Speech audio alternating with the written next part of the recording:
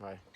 Okay, so if your ProMaster doesn't start and the key doesn't come off either, I'm gonna turn on, the car doesn't start, or the key doesn't come off. You wonder why it's not showing the parking light on a dashboard. The car doesn't start. You think it's a dead battery or something else, and you're trying to figure what it is. I took off the wires from the shift. I tried the fuse box in here and on the front, and then going around, Junior. I'm gonna show you something else. So I was trying all the fuses on the front of the van, and then I connected this in here to get power from the fuse box. But first I went to the jump cable support here, and no lights came on. So that means there's no power coming into the fuse box. So then I go inside and I was gonna check the battery. So I'm gonna show you what else I tried.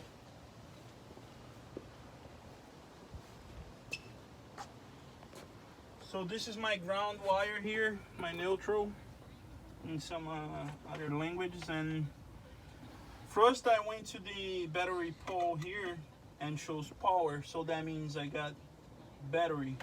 It's the same thing if you connect it right here on the battery, it's gonna light it up. This is the ground from the car, so I just wanna confirm that the car is getting ground wires.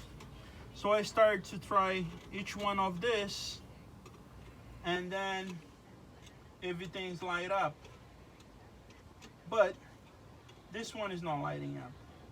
And I thought, oh, maybe there's a dirt or something, and I scratch it, nothing goes on. So I realized this little piece in here is a fuse. And last time that this van had the same problem, I brought to the dealer. They fixed the car, somehow they was able to start. They charged me $600 for a new battery and their time. And then I drove the car for 10 minutes to my house, and my alternator started to burning. I turned off the car, brought back, and with the same situation, the car doesn't start, or the key is stuck in here and it doesn't move. So at the second time, I was like, I'm not gonna pay $2,000 because that's what they charged me for the second time that I was there. So in total was like $2,600 for a fuse that only cost $5. So once I know got any light in here, I said I'm gonna take this thing apart.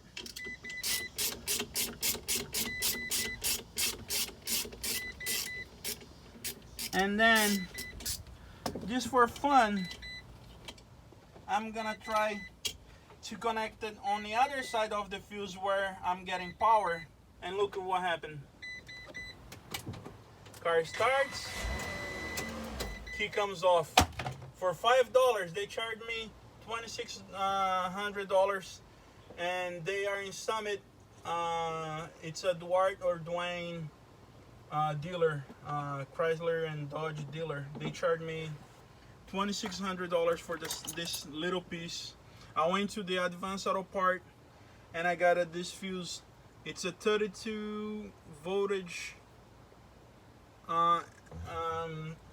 mega fuse, what they call.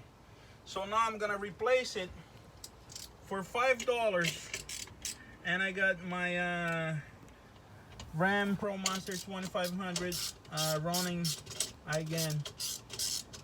So if you have this problem, don't play with the other things until you check this fuse in here. And on this battery, they have it another fuse in here that I checked it and it was okay. So, you know, I was like, this car, everything's showing a good life in here and everything's working. You got radio and everything. It's just the shifter wasn't working and the key was stuck. So I took this apart and I realized this is a fuse, and this is all wiggly now. The other one that I got at Advanced Auto Part, It's hard, it's stiff.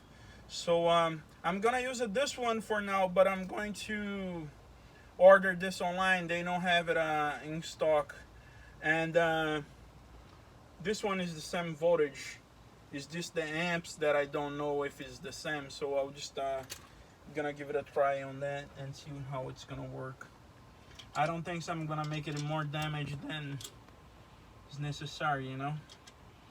If you out there driving your car and you have no fuse or no place to buy a fuse, just move this. Tá pegando aqui, John? So move it from here to this side, then you're gonna get power anyway. So if you just move it from here to here, you get a power. I think this goes to your starter. That's why I wasn't getting any signal. Only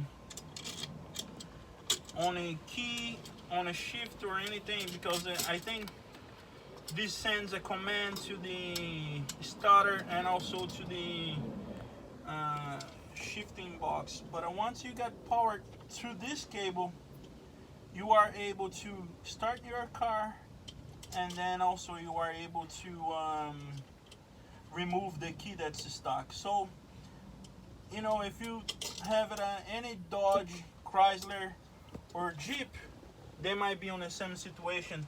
We have a Jeep, so I'm gonna check it and see if they have this type of fuse on it also, and I'll comment on the video below what I have in there.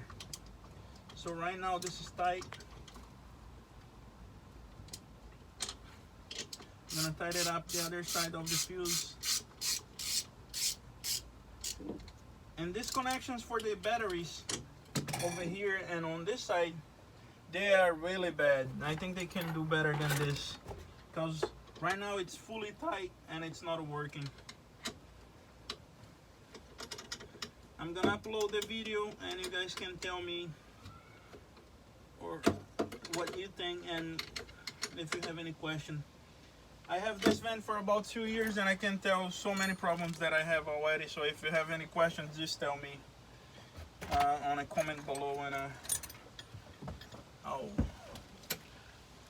load this. Let me find the keys. You have the key, Junior? Right here. So I installed the new fuse.